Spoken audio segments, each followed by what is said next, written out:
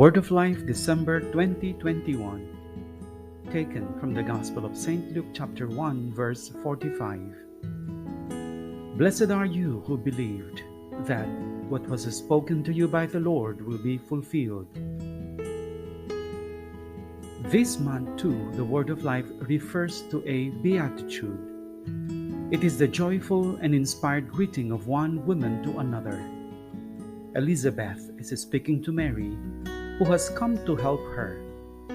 They are both expecting a child, and being profound believers, they have both welcomed the Word of God and experienced its generative power in their humble lives.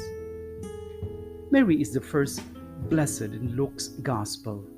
She is the first person to experience the fullness of the joy of intimacy with God. With this beatitude, for the first time, the evangelist reflects on the relationship between the announcement of the Word of God and the faith that welcomes it. In other words, between God's initiative and the person's free response.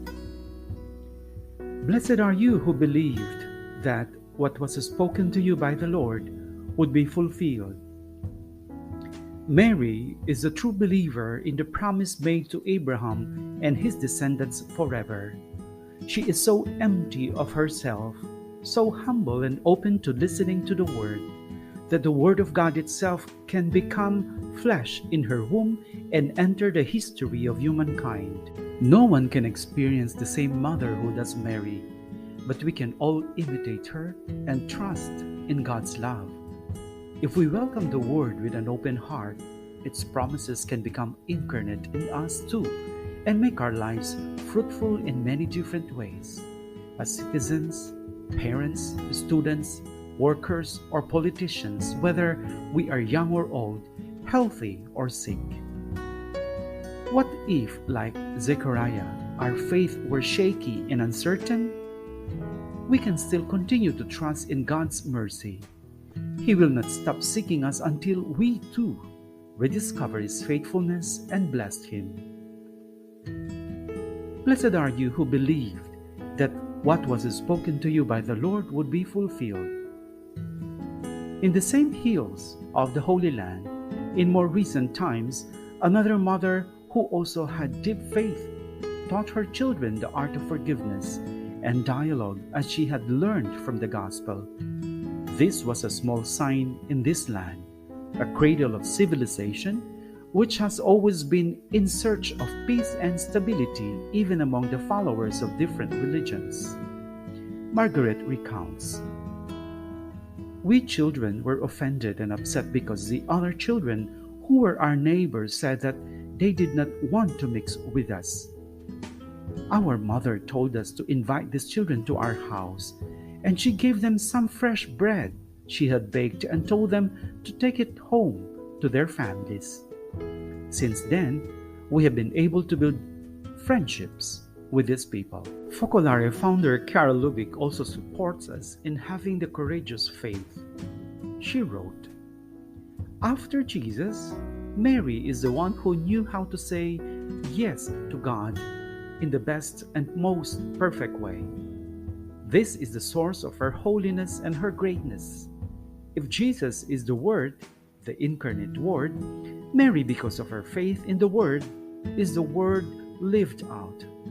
But she is also a creature like us, equal to us. Therefore, we can believe like Mary that all the promises contained in Jesus' Word will be fulfilled, and if necessary, like her, risk the absurdity His Word sometimes brings us. Great and small, but always wonderful things can happen to those who believe in the Word.